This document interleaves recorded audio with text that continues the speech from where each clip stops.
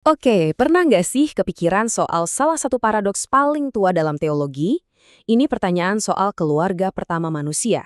Dan menurut sumber yang bakal kita bedah hari ini, pertanyaan ini udah bikin banyak orang bingung selama ratusan tahun. Yuk kita coba dalemin bareng-bareng. Nah, ini dia pertanyaan utamanya. Kalau manusia itu berawal dari satu keluarga, kenapa pernikahan antara anak-anak Adam dulu boleh, tapi sekarang haram hukumnya? Pertanyaan yang, wah, nusuk banget kan? Tapi yang menarik nih, sebelum ngasih jawaban, sumber yang kita bahas ini malah ngajak kita mikir dulu. Sebenarnya, kenapa sih orang nanyain ini? Betul. Jadi, sebelum kita dapat jawabannya, sumber ini ngelakuin sesuatu yang unik banget. Bukannya langsung jawab A atau B, mereka justru ngajak kita buat ngebongkar dulu. Apa sih motivasi di balik pertanyaan semacam ini? Menurut sumber ini, poin utamanya tuh begini. Pertanyaan kayak gini seringnya bukan karena orang benar-benar pengen tahu, tapi lebih ke semacam taktik gitu. Sengaja dirancang buat bikin orang jadi ragu sama dasar-dasar agamanya. Dan gak cuma sampai di situ loh, sumber ini bahkan ngejelasin lebih detail lagi soal apa yang mereka sebut niat tersembunyi. Katanya sih tujuannya itu supaya agama kelihatan penuh kontradiksi, hukum Tuhan kelihatan kuno, dan ujung-ujungnya ya supaya semua batasan moral bisa dihapus, diganti sama filosofi yang cuma ngandelin akal manusia semata. Oke, setelah kita paham framingnya, sekarang kita masuk ke jawaban inti dari sumber ini. Konsep kuncinya tuh gini, hukum Tuhan itu ternyata nggak statis, nggak kaku. Sebaliknya, hukum itu justru berkembang, seiring dengan perkembangan dan kedewasaan manusia itu sendiri. Nah, di sini ada satu kata kunci yang penting banget, mufaketen. Artinya itu sementara atau untuk waktu yang terbatas. Jadi, argumen utamanya adalah izin pernikahan di awal itu dari sananya emang cuma dirancang sebagai dispensasi sementara, bukan aturan buat selamanya. Biar gampang ngertinya, sumber ini pakai analogi yang keren banget. Coba deh bayangin kita lagi ngegedein anak. Aturan buat dia kan pasti berubah seiring umurnya, ya kan? Cara kita ngomong ke dia makin kompleks, tanggung jawabnya makin besar.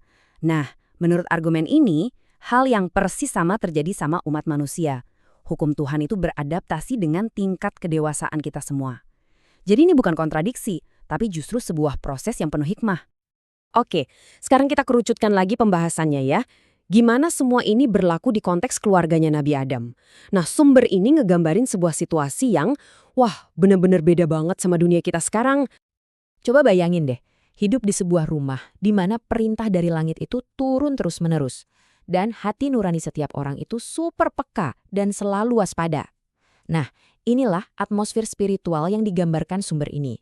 Sebuah kondisi yang jelas, jauh banget bedanya sama kita sekarang. Perbedaannya kelihatan banget kan? Di satu sisi, keluarga pertama itu seolah-olah punya perisai alami, bimbingan Tuhan yang langsung dan hati nurani yang kuat. Sementara kita, di zaman sekarang, digambarin lebih rentan. Perisai di dalam diri kita udah nggak sekuat dulu. Makanya kita butuh pagar dari luar, yaitu aturan-aturan yang lebih ketat. Sumber ini juga ngingetin satu hal penting. Ingatan soal diusir dari surga itu masih baru banget buat mereka. Peringatan Tuhan yang bilang, turunlah kalian saling bermusuhan satu sama lain, itu pasti ngebekas banget secara psikologis. Ini jadi semacam benteng moral alami yang super kuat pada zaman itu. Nah, di sini mungkin Anda bertanya-tanya, oke, masuk akal. Tapi kalau emang bakal jadi masalah, kenapa dari awal Tuhan nggak bikin simpel aja? Kenapa nggak ciptain satu keluarga lagi yang lain? Pertanyaan yang logis banget kan? Ini argumen tandingan yang bagus banget. Emangnya nggak ada cara yang lebih gampang? Nah, yuk kita lihat gimana sumber ini ngejawab pertanyaan ini. Jawabannya, menurut sumber ini, ya tentu aja bisa. Menciptakan Adam dan Hawa yang lain itu bukan hal sulit bagi Tuhan. Tapi, yang ditekankan di sini adalah ada pilihan dan tujuan yang jauh lebih dalam di balik itu semua. Ada sebuah hikmah ilahi. Terus, apa dong hikmahnya? Nah, sumber ini ngejelasin ada 3 poin. Pertama, ini untuk membangun kesatuan fisik, biar semua manusia itu nyambung ke satu akar yang sama. Kedua, dari kesatuan fisik ini, lahirlah fondasi buat kesatuan spiritual, rasa persaudaraan. Dan yang ketiga, ini jadi pelajaran buat kita, bahwa hukum Tuhan itu punya tujuan dan bisa beradaptasi dengan zaman. Oh iya, ada satu poin tambahan lagi dari sisi sosioekonomi. Salah satu fungsi aturan pernikahan di zaman modern kan buat distribusi kekayaan. Nah, di zaman itu, konsep ini jelas nggak relevan sama sekali. Wong seluruh isi bumi masih kosong dan tersedia buat mereka. Jadi, kalau kita simpulkan, intinya jelas banget. Perubahan dari boleh menjadi dilarang, Itu bukan kontradiksi. Justru, ini adalah cerminan dari sebuah hukum yang hidup, yang ikut beradaptasi dengan perjalanan umat manusia. Dan semua ini akhirnya membawa kita ke satu pertanyaan yang lebih besar buat kita renungin bareng-bareng. Seberapa besar sih pengaruh konteks, entah itu waktu, tempat, atau perkembangan zaman, dalam cara kita memahami aturan-aturan yang selama ini kita anggap abadi?